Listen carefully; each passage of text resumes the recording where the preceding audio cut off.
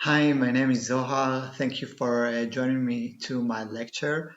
I will talk today about the topic transgender people, how it feels to be a transgender person, and what society can do. By society, I mean friends, teachers, co-workers, and so on. What can they do in order to make trans people feel more at ease and to create a safe environment for them. I will tell a bit about myself. As I said, my name is Zohar. I'm from Israel and I live in Halle since 2.5 years. I'm a musician, a singer-songwriter. I'm part of a duo called Zohar and Montana, and I'm a music teacher. I teach piano and guitar. I'm also a F2M transgender. When I say F2M, I mean female to male transgender. It means I transitioned from female to male. I was born as a female. I was not identified with it. It caused me a great deal of distress, and I transitioned into a man. So today I'm going to share with you my experiences growing up, experiencing gender dysphoria. What is actually gender dysphoria? For those of you that don't know, gender dysphoria is actually the distress one can feel due to the fact that he was actually born in the wrong gender. You're identifying as one gender when actually you were born at the other gender, and that can cause you a great deal of distress, and that's actually gender dysphoria. What is a transgender? Transgender is a person that experiences gender dysphoria. The definitions mean people whose gender identity is the opposite of their assigned sex at birth. It may also include people that are not exclusively masculine or feminine people. There is the term non-binary or genderqueer for those people. I'm going to talk today about my experience, and I'm not going to focus on the non-binary or genderqueer. I'm going to focus on trans people who actually identify with one gender, where in which they feel um, complete or at ease with. So the reason I'm going to share with you my experiences growing up as a child experiencing gender dysphoria is because I actually would like to reflect what was lacking from my environment, what could have been done better in order for me to deal with my gender dysphoria in a healthier way than I did back then. And in the end, I will give some points. What can we do in order to make it easier for transgender people? So I would like to go back now to my childhood. Like a lot of trans men, I also felt like a boy from a very young age. From the moment I could choose my own clothes, I back then in kindergarten, that when it was for me, uh, I chose the boyish clothes. I looked very much like a boy. I had my hair short. My mom probably cut my hair at some point, and it just stayed this way because I liked it this way. I was very athletic, very physical. My friends were mostly boys, but not only. And for example, when there was the holiday of Purim, which is the holiday where all the kids put costumes, I dressed as a prince. Um, and just to give you like the idea. And when we played, for example, when I play with friends and we would play pretend, I would take a man role, a male role. That would give me, I would feel very good and very comfortable, very confident uh, being the man, having some manly role. And also, that would give me the chance, and back then the only chance, where I could also speak with the male pronoun. because in Hebrew, even when you talk about yourself, you immediately you have to choose a pronoun. Even if I talk about myself in English, for example, now when I talk about myself in a neutral way. But in Hebrew, I have to speak or as a man or as a female. The language doesn't give you any other way. So when I played with my friends, for example, pretend that was my moments where I could also speak like a boy and feeling that connection of the language to me. So in that time back then in kindergarten, I still felt some level of freedom to be what I am. I mean, fortunately, my mom allowed me to dress as I want, and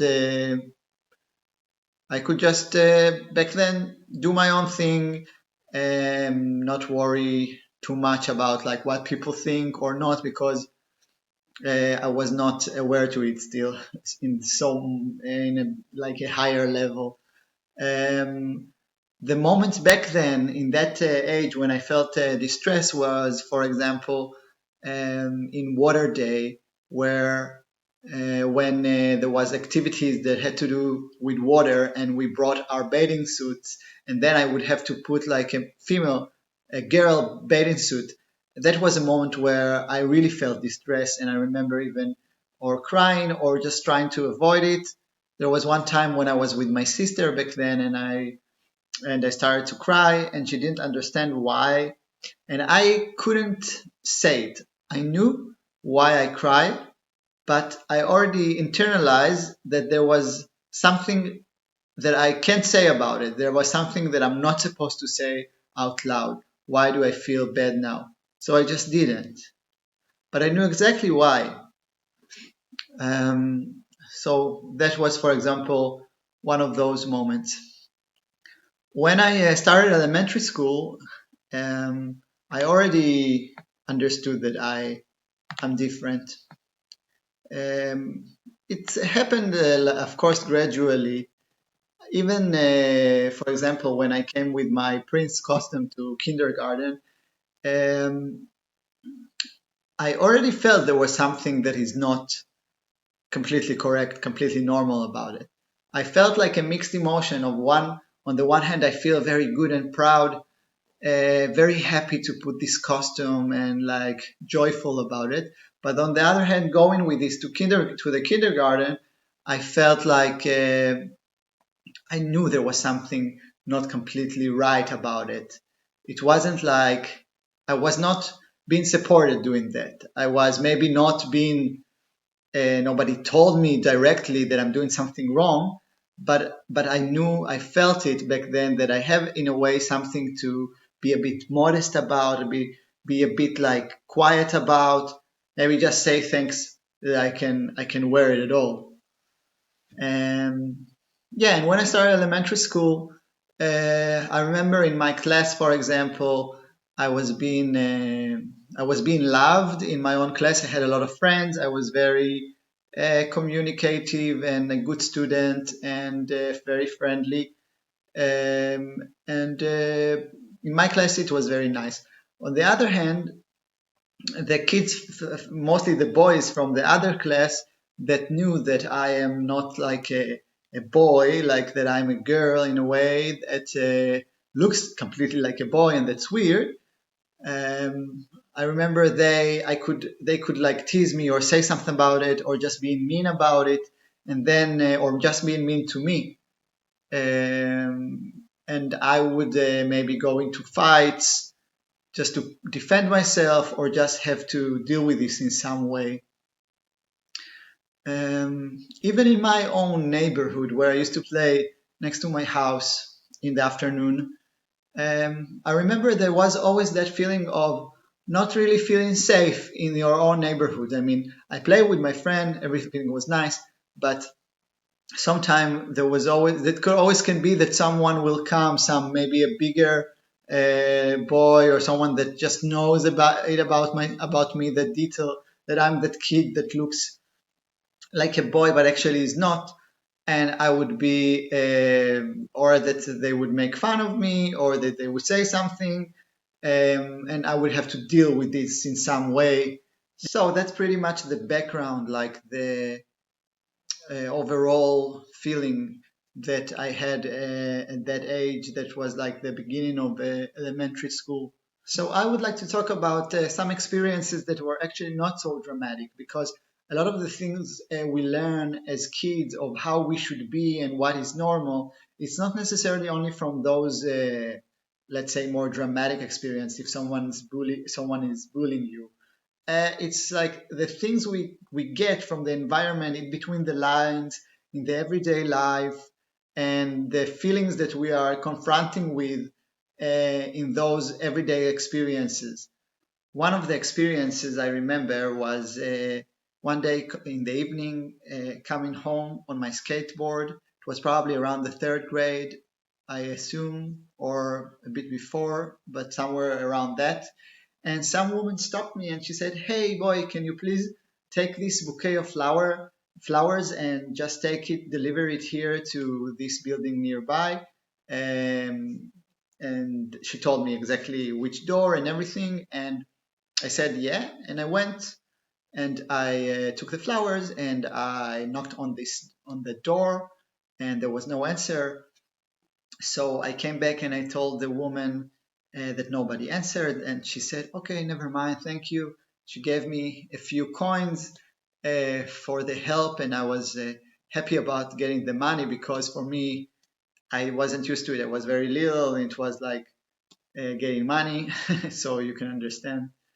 I was happy about it. Um, so that was a very insignificant experience, and she told me thanks, and I went home. But the thing is, for me, in those moments, I still remember it, because there was also a part of it that was a bit scary and that made me uncomfortable. And why?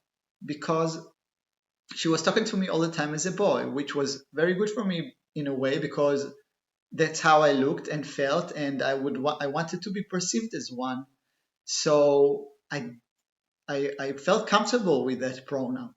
But on the other hand, I knew that I'm not. And what happened if she suddenly find out I'm lying? It's not good. I'm not supposed to do that. So the interaction was not so short.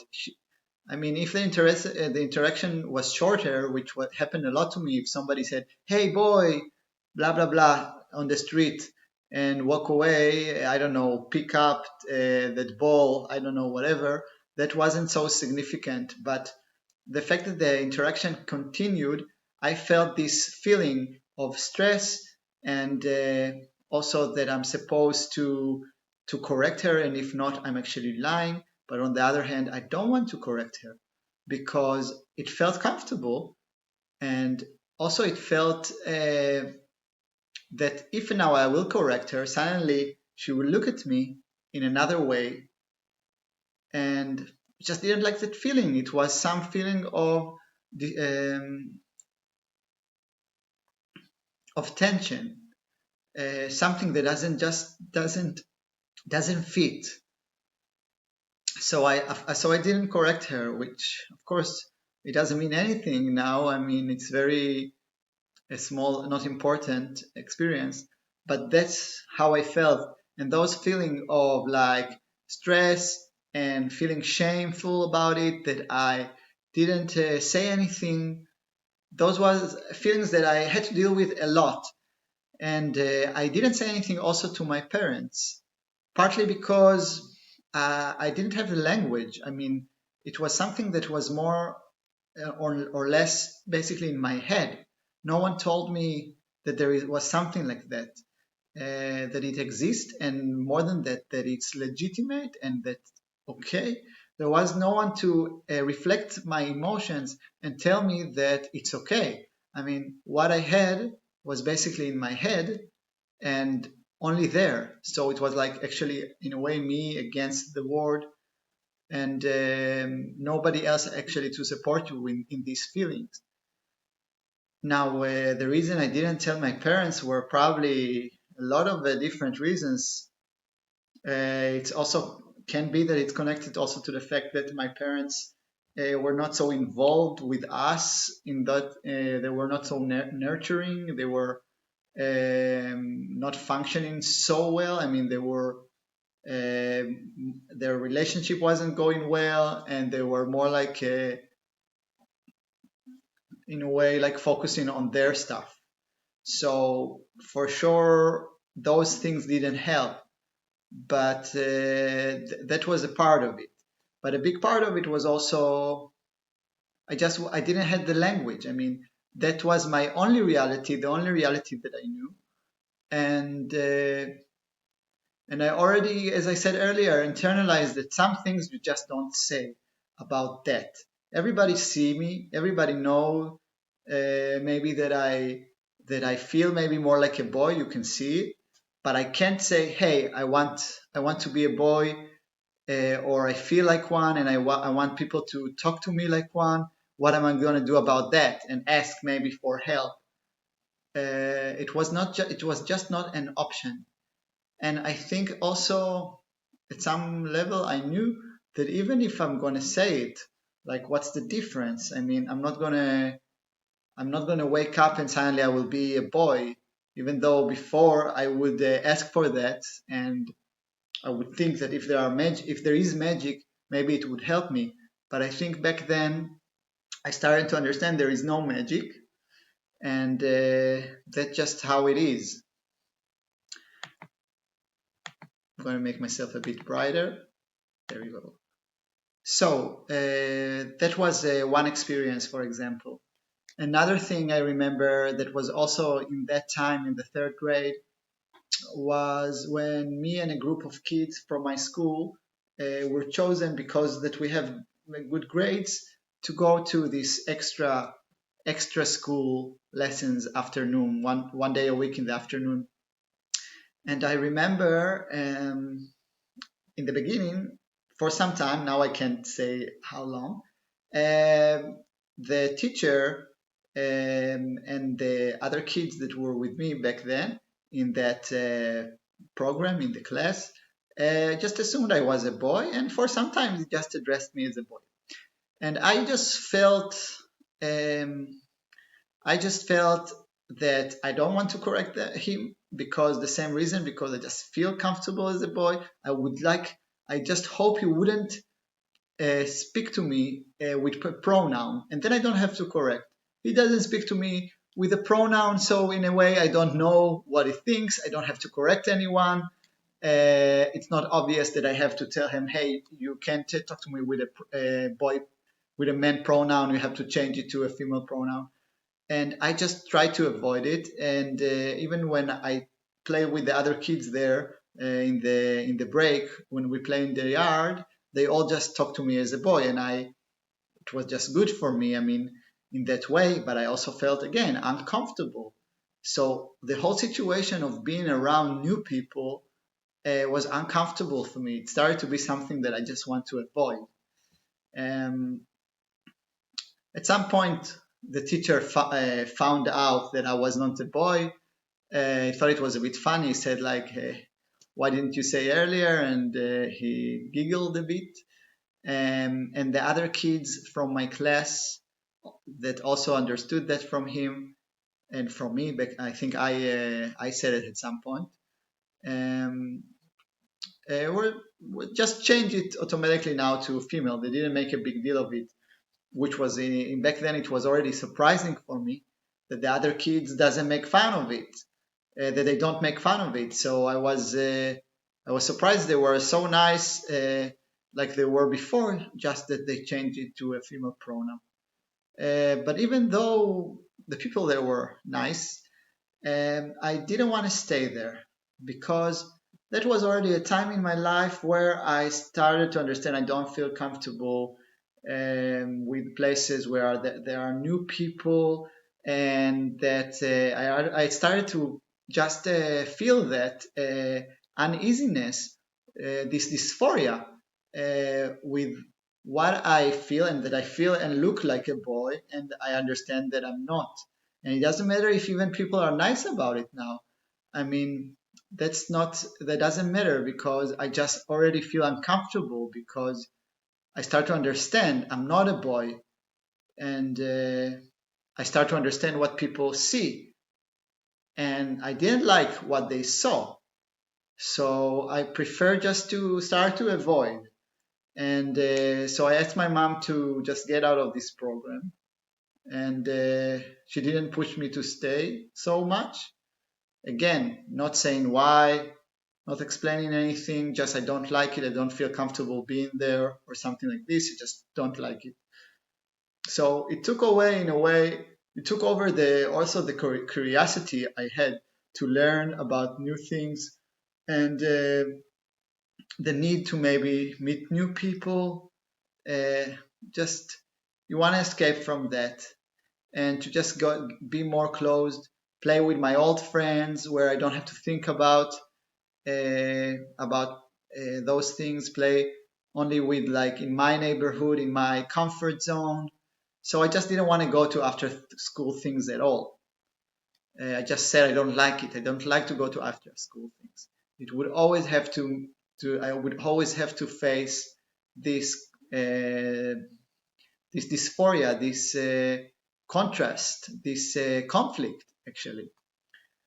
So yeah, so that was another another thing that was actually took me to the next stage of my life in the fourth grade, where I started just to try to fit in. I didn't care anymore. There was no point to be what I am. In a way, I felt that if everybody else sees me as a girl and I don't look such a nice girl, that's how I felt with my short hair and my the way I dressed and everything. Why shouldn't I just start to dress as a girl?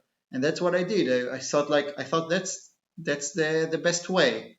And I did, and I started from the fourth grade to dress up and try to fit myself to what were the expectations, and that was actually repressing myself, which caused me a lot of pain after, because I did it until I was 18, and it was I mean, I still have to deal with a lot of things that because of it, because of these years of repression. Just to give you another example um, about that contrast, for example, when I was again in that age, just before I started to repress, when it was still like the progress of starting to repress. I remember there was a girl in my neighborhood that I had like a crush on her, and I remember seeing her from far and wanting to talk to her. She was also my age, um, and uh, and I just couldn't, because I knew I already knew the years before. Somehow I was small enough, and my awareness was a bit like less actually developed according to what I am and what society thinks and all those things. So in that age, I already understood that if I come to her and I talk to her, and from the way I talk, if I talk with a female pronoun, she understands that actually I'm not a boy standing in front of her. I didn't. That was already a very uneasy feeling. I couldn't anymore pass it. I couldn't look away. So I couldn't talk to her because I knew when I started talking to her, I will have to say that I'm not, I will have to like give myself away, give my pronoun, give my gender away. And I didn't like it. I wanted it to stay exactly as it is. When I look at her from far, from like, I have this memory coming back, I think from school, seeing her, and I enjoyed that only that the moment when we look at each other, and she uh, of course assumed that I'm a boy, and I look at her, and I wanted that to stay. I didn't want to start talking to her in a female pronoun, because when I do, somehow it took away so much that also the feeling of romance uh, went down. And what happened later on when I repressed myself and the part of me that was boyish, I actually also didn't. I repressed those emotions to girls because somehow it couldn't be together. Now, I would like to ask you, because this workshop actually, now it's a lecture, but it was supposed to be actually a workshop. So it was supposed to be also interactive. And I would like to ask you, uh, based on those things I explained, uh, what you, for example, as a parent or as a teacher or as a friend, what would you say or what would you do in order that children or trans pupils, for example, would not would feel more at ease, will feel that they are in a safe environment. What can be done? Like, what are your ideas? So, what can we do about it? So, the first things we can do is talk about it. Information, it's very important. Of course, you can talk about it with your own kids. You can inform yourself about the subject like you do now, and just explain what does it mean to be transgender, what does it mean to feel gender dysphoria, and to also give examples of positive role models of transgenders and teach them about them. I can assure you that if you explain to kids what does it mean to be transgender, it doesn't turn them into transgenders. Just inform them about the different options. In school, of course, the basic thing is in sexual education lesson.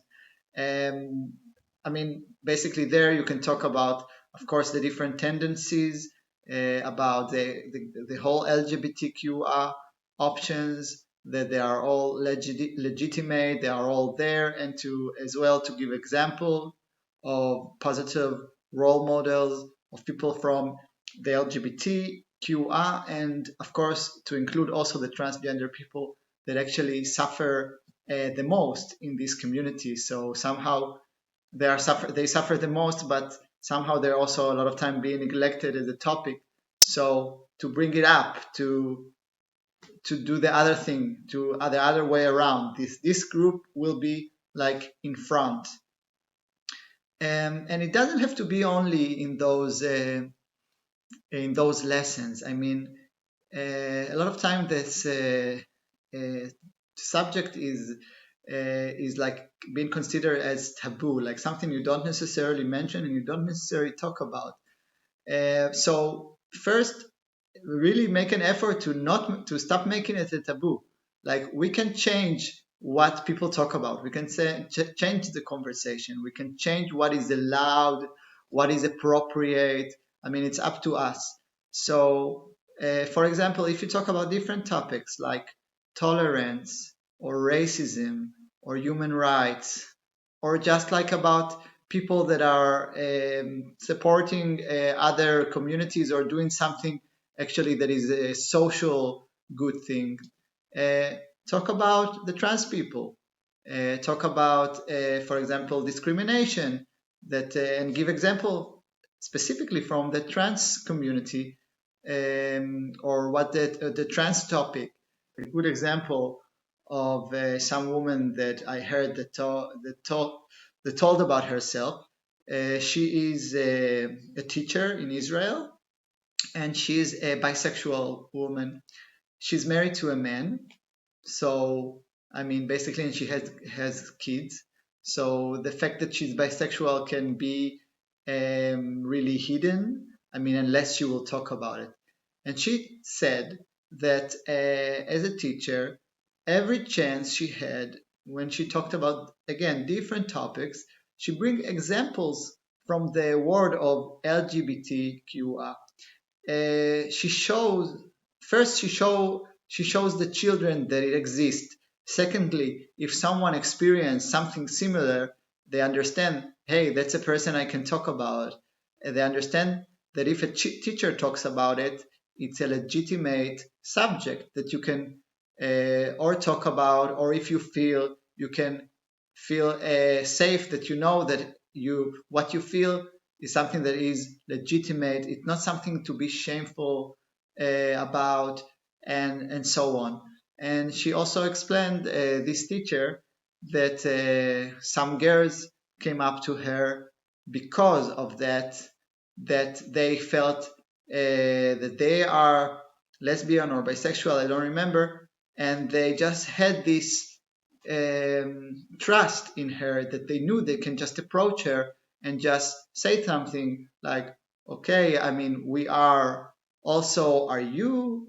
And just to have this discussion that was only because she put it on the table. She gave example from that world and she made it legitimate. So that's the role, and I think the job of the teachers in that specific examples. I mean, it doesn't have to be a teacher, but that's, of course, the teacher have a lot of power.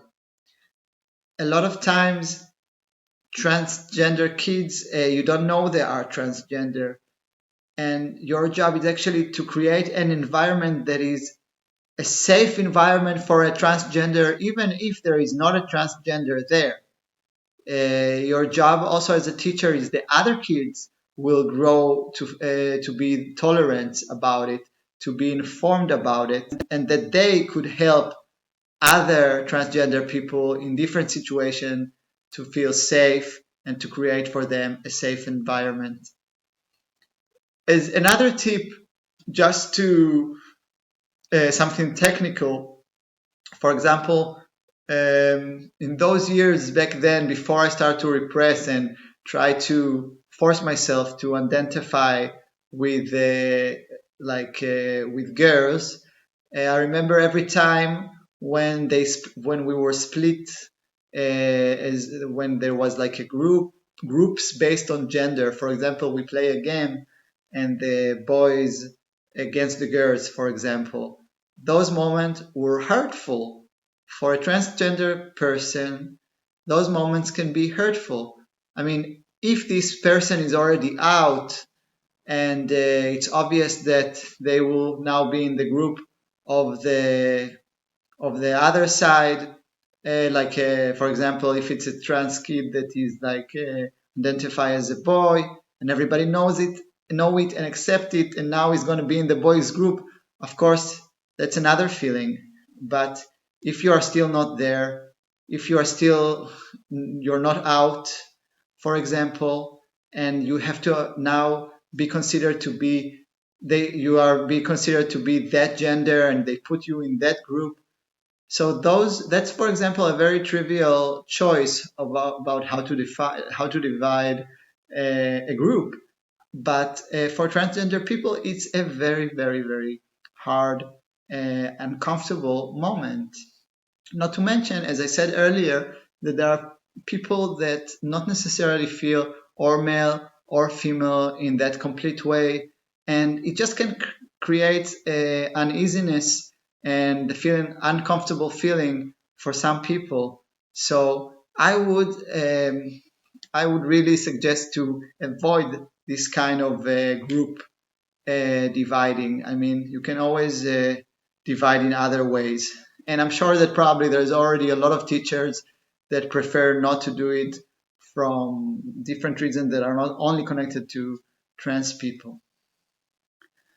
Now, so we talked all this time about trans children. Um, so what to do to make it as a safe environment for trans adults?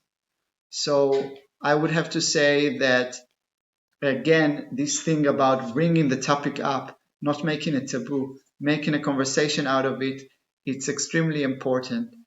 I know that a lot of times when I was more intro about this topic and I wasn't so confident and I couldn't say it so quickly.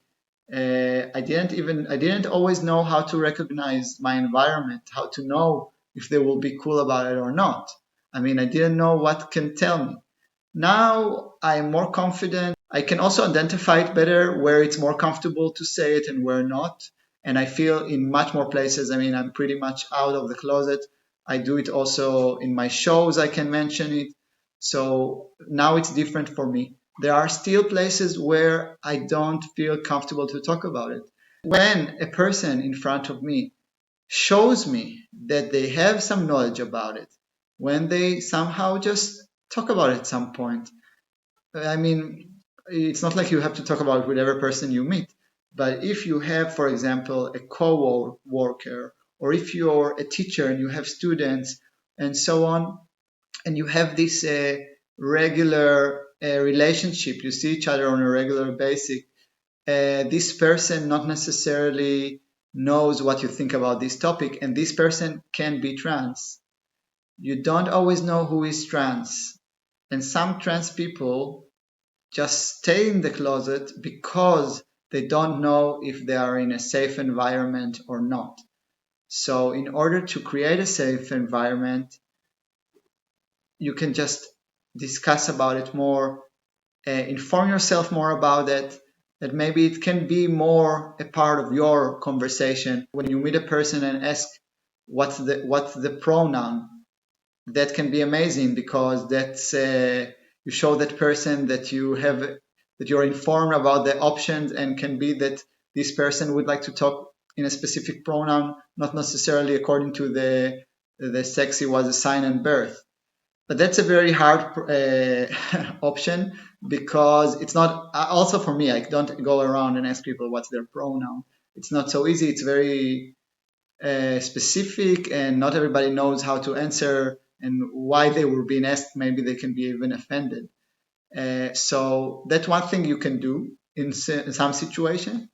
But more than that, I think, like, just to show understanding about this topic, maybe just to bring it up, or when you talk about women or men and the normal, like, roles, also to mention maybe that there are, of course, also men that are not in the normal role, or it can be, for example, a person that doesn't feel that they're in the gender that was right for them. Um, you can, of course, be creative on how you can bring it in, and to just have what you call, like, a sensitivity about that. That it's a part of our language, a part of the way we define people. It's another way to show that you are informed, and that you know about the subject, you accept it, and you are sensitive about it. Of course, you can bring your own ideas, and you can just think about it and think, how do you bring it up, which way you bring it in. One very good way is also to inform yourself more. I mean, I just gave you this lecture about the topic, I mean, but you can also inform yourself from other sources. Okay, so now I will give you some homework. I will give you a few names of known transgenders, and I would like you to pick one of them, or more if you want, and just to read about them, look them up in Google, and maybe even write a summary about them. The reason I would like to do that is because I think that a positive role model is extremely important, especially for kids. For example, if a teacher will dedicate a lesson to talk about a famous positive role model from the transgender community. If there's, for example, a transgender kid in that room, that's extremely important, because that shows you that your future, in a way, that your future can be positive, that there is a way, that there is hope, that there is a future, because sometimes trans people don't know that, they don't see one. I mean, from obvious reasons. So if you show it to them, it can really change what this kid will think about themselves, and, like, maybe it will even change the kid's life. So I think it's really important that all of us has a better acquaintance, the word, maybe a better, that we know more about specifically about trans people, and that you really can choose an example that you already know about and tell some details about it. I think anyway, even if you're not a teacher, I think it's good to know it. Also as a parent, also for yourself, also that you can deliver this information to other people and change what other people think. It doesn't have to be necessarily uh, kids. It can be also other adults, other people that may come across transgender people, other people that maybe can be more open about it and more knowledgeable about it. Okay, so the names will be written down below, and you can gladly choose one name and read about him, about that person, and you can read about all of them if you want. The more the merrier. And yeah, I think I said all I have to say about this topic. I'm not sure yet how this gonna work, uh, but yeah, because we're gonna put it on YouTube, so you can actually write probably questions or your opinion about this lecture. So you could probably just write it in the comments. I do believe. But anyway, I hope you feel that it contributed something and for you, and that it will give you something to think about and to see what you can also do in order to help and actually to change people's lives. So have a nice day and thank you for joining me.